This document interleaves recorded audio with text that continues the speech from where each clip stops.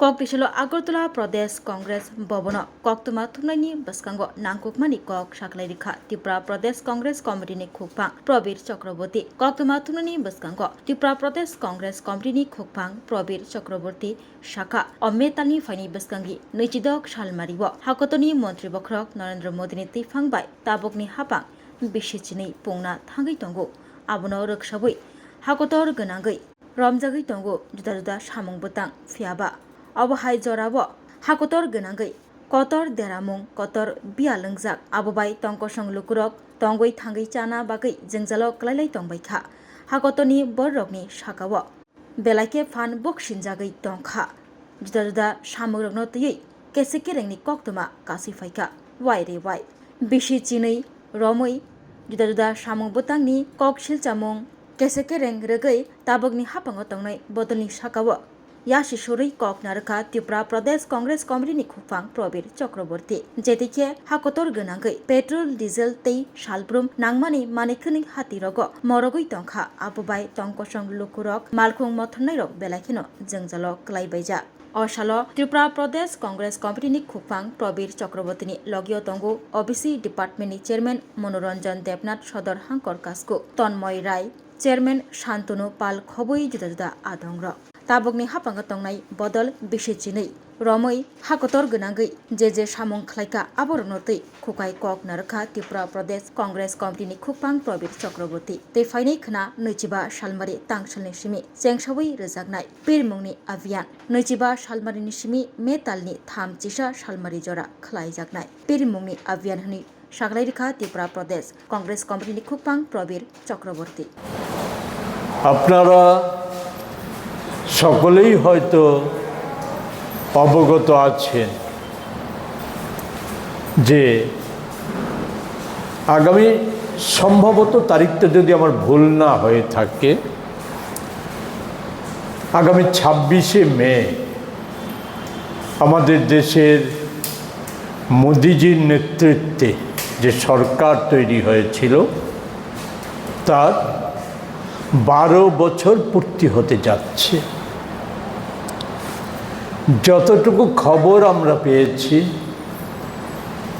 দেশ যখন কার্যত সমস্ত দিক থেকে জ্বলছে এক কথায় বলা যায় একে তো প্রাকৃতিক কারণে তাপমাত্রা মারাত্মক রকমভাবে বৃদ্ধি পাচ্ছে ইতিমধ্যে সানস্ট্রোকে বেশ কিছু মানুষের প্রাণ বিসর্জন গিয়েছে অন্যদিকে তীব্র অর্থনৈতিক সংকট যেটা শুধু আজ আমাদের কথা নয় স্বয়ং মোদিজিকে স্বীকার করতে হয়েছে এবং আশ্চর্যজনকভাবে এর দায়িত্ব না নিয়ে এটা চাপিয়ে দেওয়ার চেষ্টা করেছে ভারতবাসীর উপর এ বরাবরই সব ক্ষেত্রেই যেমন প্রসঙ্গক্রমে বলতে হয়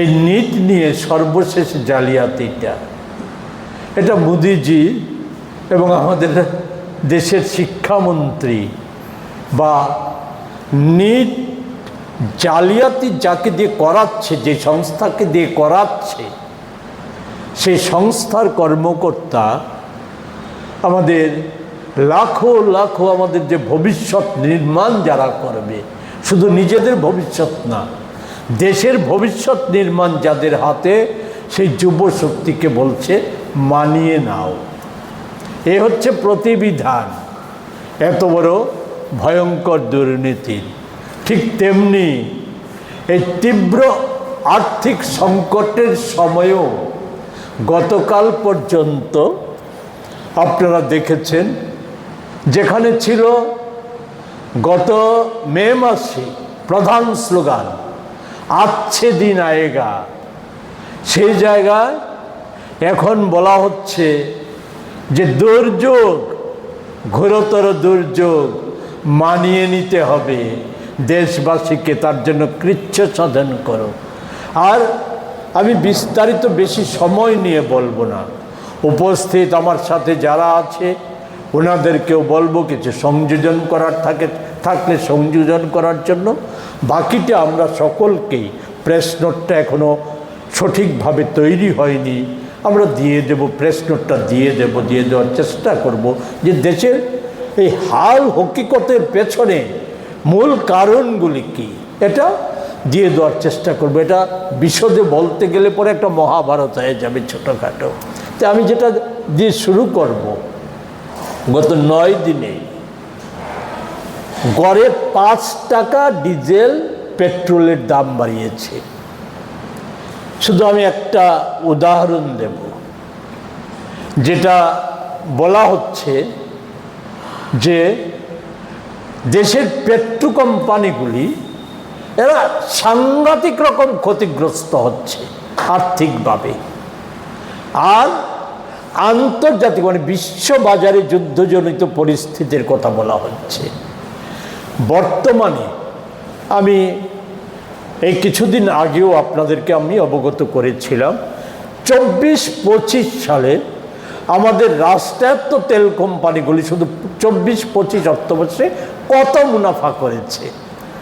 আর বেসরকারি তেল কোম্পানিগুলির মুনাফার হিসাব জনসমক্ষে আনে না, সরকার কায়দা করে এটা আড়াল করে রাখে, আর কোম্পানিগুলিও এটা আড়াল করে রাখে। তো এই হিসাব দিয়েছিলাম, প্রয়োজনে আবার সেই হিসাব আমি পরবর্তী সময়ে আপনাদের লিখিতভাবে আমি অবগত করে দেব, আমার সরকারি তথ্য যেটা আছে। শুধু স্মরণ করিয়ে দিই, এখন $108-9 মধ্যে 1 ব্যারেল তেল ওঠানামা করছে। গত ফেব্রুয়ারি মাসে যুদ্ধের শুরু আগে 1 ব্যারেলের মূল্য ছিল $70। তো আপনারা কেউ মনে করতে 12 বছরের অনেক ঘটনা মনে থাকার কথা নয়। তো ফেব্রুয়ারি মাসে আমাদের দেশে 1 পয়সা তেল পেট্রোলের দাম কমেছে, তাহলে কেন এখন এটা বাড়ানো হচ্ছে? 2008 সালে সরকারকে, এখানে তো আছে দিল্লির সরকারের প্রতিনিধিরাই তো এখানে রাজ্য সরকার চালাচ্ছে, অনেক তথ্যের কচকচানি করেন, অনেক বিজ্ঞাপনী প্রচার করেন।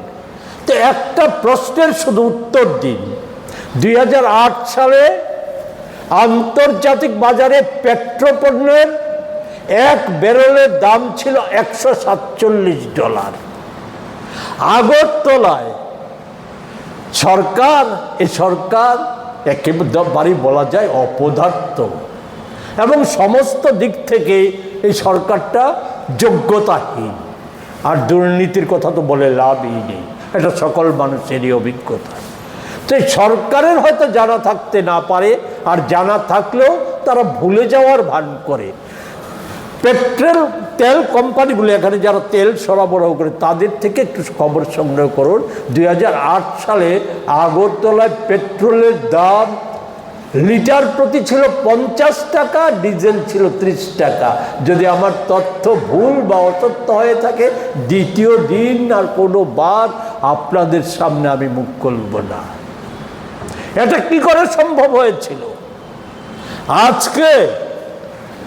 আজকের দিনের হিসাব, এই 5 টাকা বৃদ্ধির আগে মোদী সরকার প্রতিদিন পেট্রোল পণ্য থেকে 1000 কোটি টাকা কর আদায় করে, 50 এবং 55% হারে কর লাগু করার মধ্য দিয়ে। তাই কিসের কল্যাণকর সরকার, কিসের বিশ্বগুরু, কিসের সুশাসন, কিসে বলা হয়েছিল চৌকিদার, কেন বলা হয়েছিল এই যে চটকদারি স্লোগান,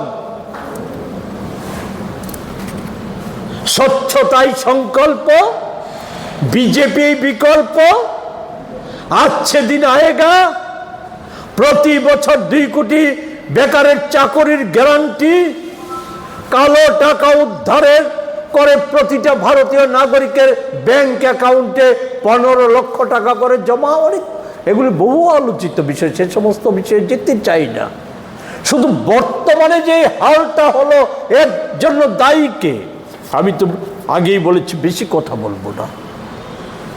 আপনাদের বলবো 7ই December 2025 the economic times of India সংবাদ জগতের সাথে আপনারা সকলেই যুক্ত।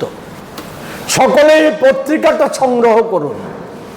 এই পত্রিকাটা সংগ্রহ করে আমার কথা, আমি তো নগণ্য মাত্র, রাহুল গান্ধী বা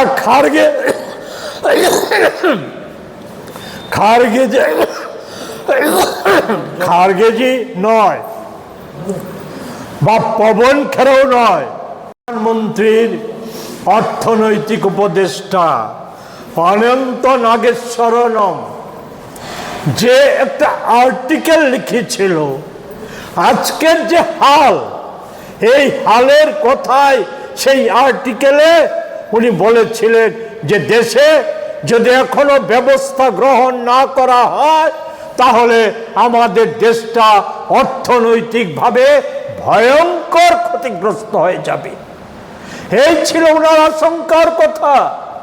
উনি আশা করেছিলেন, আমরা এখানে বসে বলেছিলাম হয়তো অনন্ত নাগেশ্বরম বলার পর তারপর যে বাজেট মার্চে নতুন বর্ষ অর্থবর্ষের যে বাজেট, সেই বাজেটটাতে নিশ্চয়ই এই কথাগুলির প্রতিফলন ঘটবে। বাজেটে নিশ্চয়ই দেশের মানুষের রক্ষা করার স্বার্থে চটকদারি বা চমকপ্রদ বা কর্পোরেট ঘেঁষা ভাষণ হবে, বাজেট হবে না, বা ভাষণবাজির বাজেট হবে না। বাজেটটা হবে মানুষকে রক্ষা করা, দেশকে রক্ষা করার বাজেট। আরেকটা তথ্য আপনাদের দিতে চাই, 25 সালের ডিসেম্বর মাসে আমাদের দেশের রিজার্ভ ব্যাংক অফ ইন্ডিয়ার গভর্নর, আজকে মোদি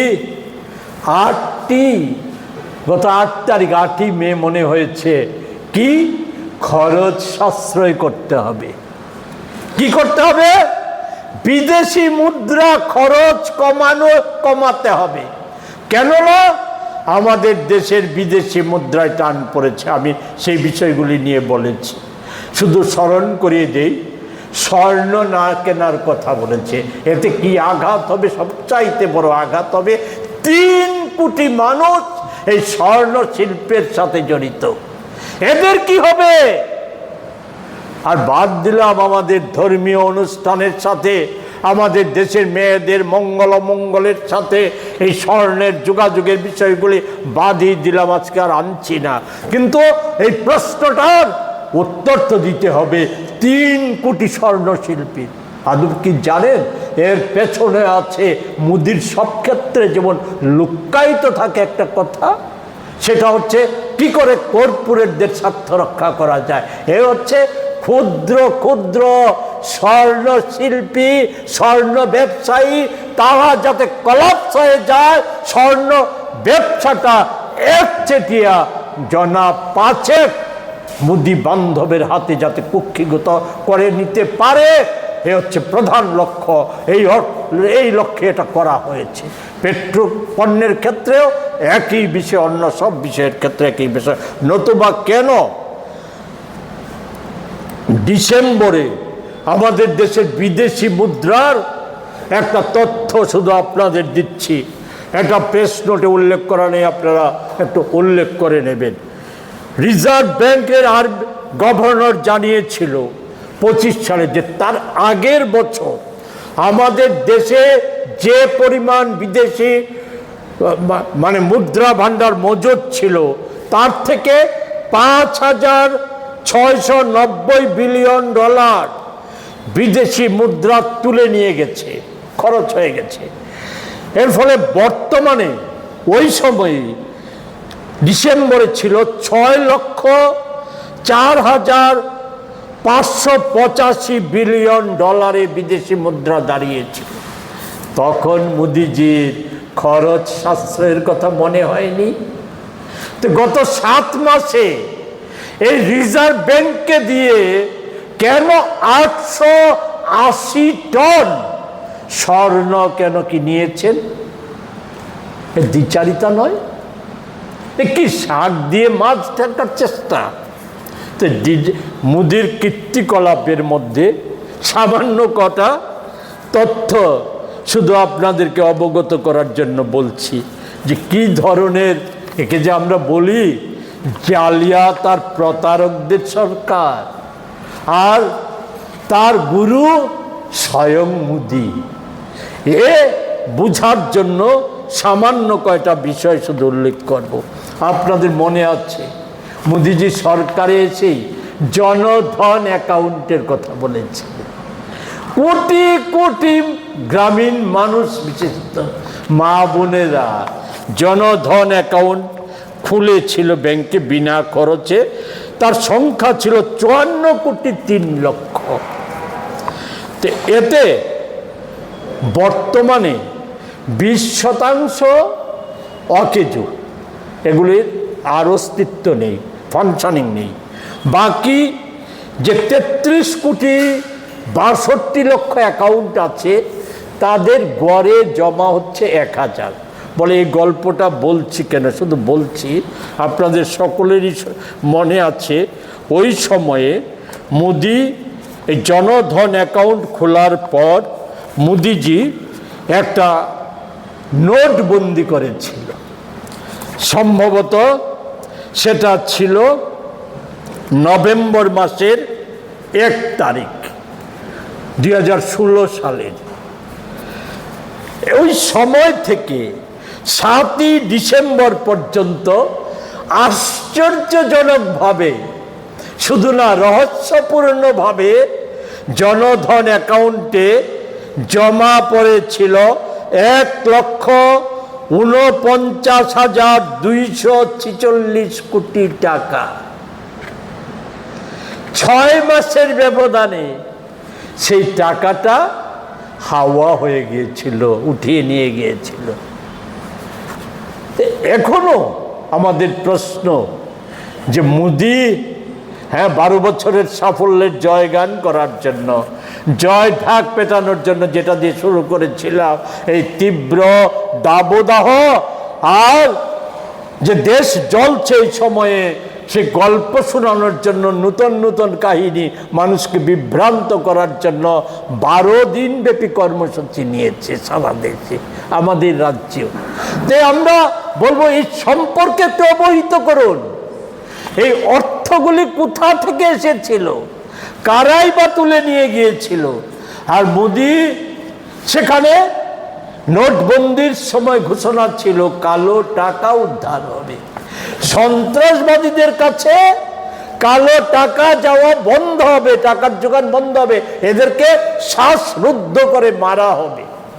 এই সমস্ত অনেক ঘোষণা, বড় বড় অনেক কথা ছিল। তো কার্যত কি হয়েছে? একটি কালো টাকা উদ্ধারের কোনো গল্প শোনাতে পেরেছে যে 1 টাকাও কালো টাকা উদ্ধার হয়েছে? তো কি হয়েছিল এর থেকে অনুমান করে নিন, জনধন অ্যাকাউন্টের থেকে অনুমান করা যায়। পরন্তু আমরা ওই দিনও বলেছিলাম, আজও বলেছি এই তথ্যটা, আমাদের অর্থনীতিতে সরাসরি ক্ষতি হয়েছিল এই নোটবন্দির ফলে 3 লক্ষ কোটি টাকা, যা সেই সময়কার জিডিপির 50% বেশি। এছাড়া নোট ছাপাতে গিয়ে আর বিতরণ করতে গিয়ে খরচ হয়েছিল, যেটা অপ্রয়োজনীয় খরচ, সেটা হয়েছিল 1.25 লক্ষ কোটি টাকা। এটা 16-17 সালের ফলে, এর ফলে আমাদের জিডিপি কমে 19 সালে 2% কমে গিয়েছিল জিডিপিটা তখনকার সময়ে। শিল্প কারখানায় 60% কর্মী হ্রাস পেয়েছিল। কৃষি ক্ষেত্রে আমাদের যে একটা মারাত্মক ধরনের ক্ষতি হয়েছিল, যোগান কমে গিয়েছিল। শুধু একটা উদাহরণ দেব, ডাল। ওই সময়ে নোটবন্দির আগে 30 টাকা কেজিতে অড়হর ডাল যেটা বিক্রি হতো, নোটবন্দির পর 2 মাস সমানে কৃষকদের সেই ডাল বিক্রি করতে হচ্ছে মাত্র 60 টাকা কেজিতে। কাদের সাথে? কার উপকারের জন্য এই নোটবন্দি করা হয়েছিল? সর্বশেষ তার 1 বছর পর মোদির সরকারের যে ইকোনমিক সার্ভে, সেই সার্ভেতে মানুষের চাপে পড়ে স্বীকার করে নিয়েছিল যেটা একটা নোটবন্দিটা একটি সার্বিক চাহিদা সরবরাহ অনিশ্চয়তায় ধাক্কা খেয়েছিল, যা সরাসরি কর্মসংস্থানের উৎস এবং জিডিপির 80% ক্ষতিগ্রস্ত করেছে। আমাদের কথা নয়, সরকারের ইকোনমিক সার্ভিসে। তো দেশের বিকশিত ভারত এই হচ্ছে চেহারা। এরপর আরেকটা জিএসটি, এই গল্প সব বলবো না, আগেই বলেছি, শুধু বলবো এ পর্যন্ত অনেক উঠানাম, অনেক কথা বলেছে। গত শারদ উৎসবের আগে শারদ উপহার বলে জিএসটির কর বিন্যাসের কথা বলেছে। আমি সারা দেশের কথা বলতে চাই না, আমি আজকের দিনে আগরতলার বাজারে খোঁজ নিয়ে দেখুন, ওই সময় থেকে এখন পর্যন্ত কোন জিনিসটার, যে মোদির ভূষিত জিনিসটার এটার দাম কমেছে, একটা দেখান আমাকে। শুধু একটা কথা নিশ্চিতভাবে বলতে পারি, জালিয়াত ব্যবসায়ীদের সুযোগ করে দিয়েছে। কেমন সুযোগ? এই ঘোষণার আগেই তারা জানতো কর বিন্যাস হতে যাচ্ছে। প্যাকেটজাত দ্রব্য, যারা সেই সমস্ত কোম্পানিগুলি যেখানে আগে 1 কেজির প্যাকেটে অন্তত 950 বা 975 গ্রাম পাওয়া যেত, সেখানে এখন আপনারাই মিলিয়ে দেখবেন আগরতলার বাজারেও 1 কেজি বা 500 প্যাকেটজাত দ্রব্যে আপনি 100, 150 থেকে 200 গ্রাম কম পর্যন্ত মিলছে। এই সুযোগ করে দিয়েছে। আরও অন্যান্য সুযোগের কথা বাদ, শুধু বলবো 142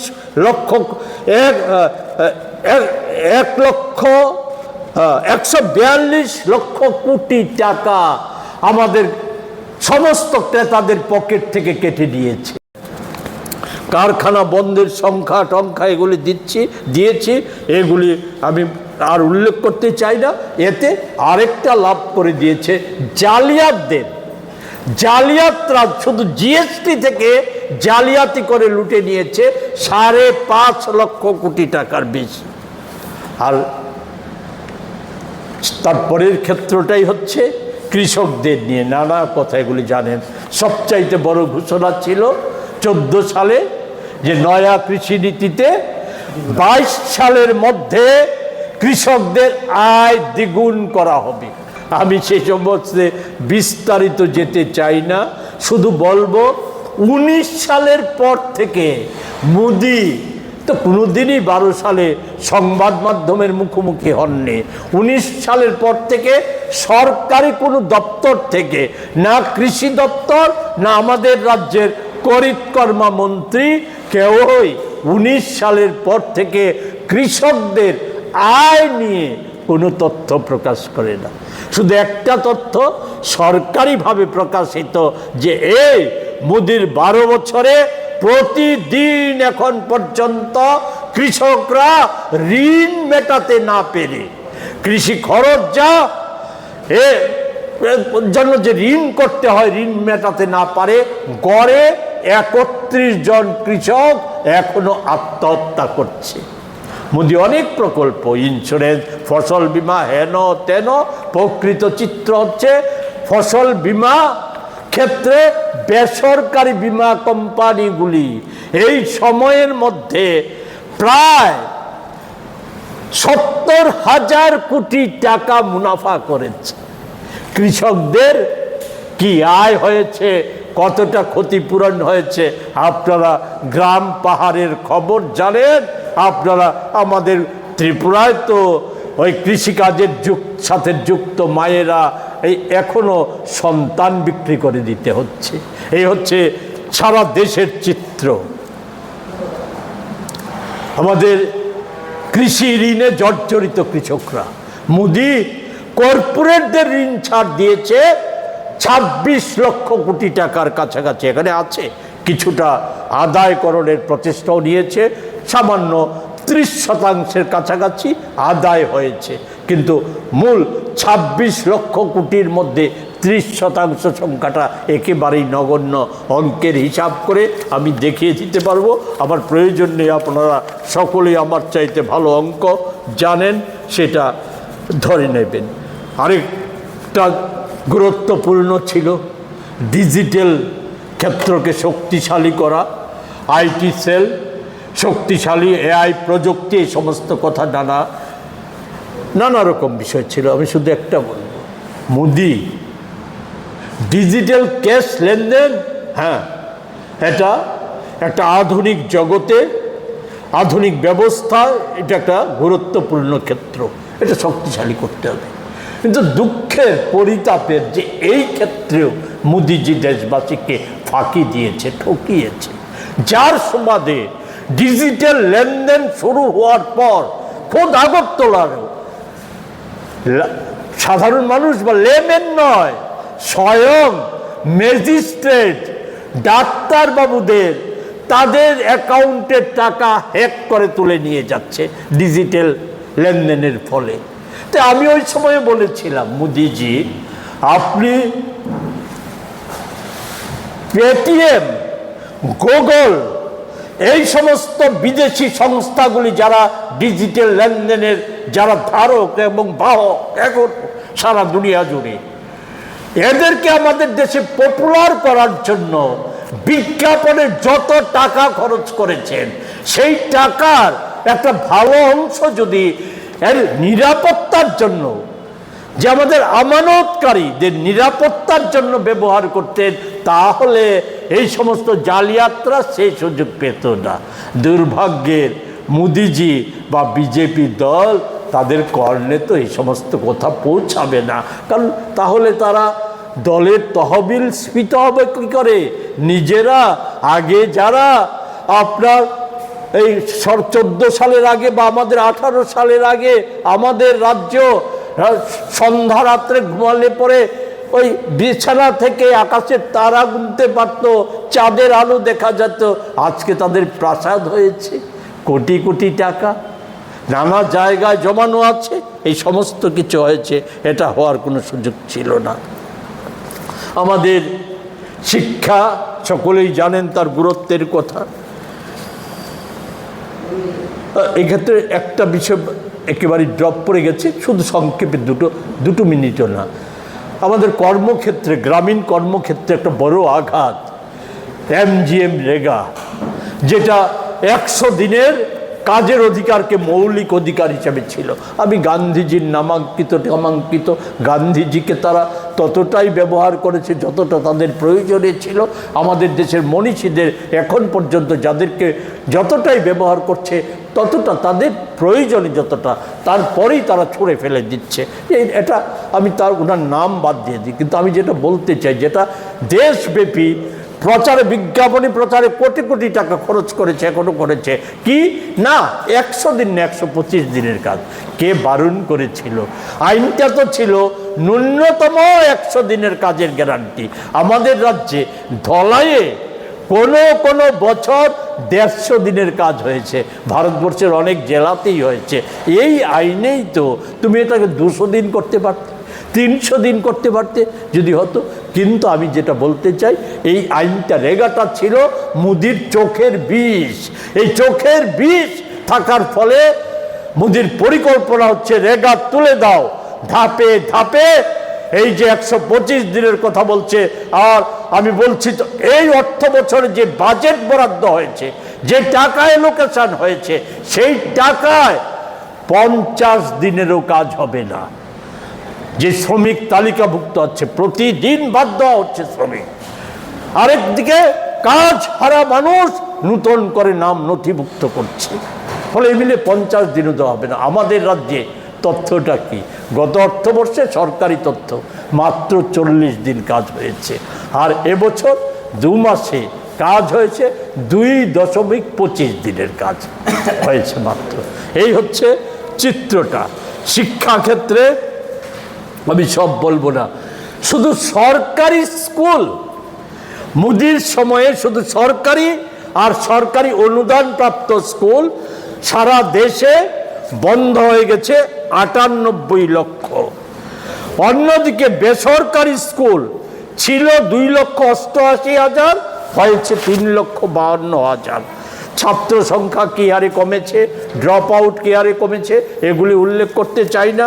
যেটা উল্লেখযোগ্য যেটা দিক সেটা হচ্ছে যে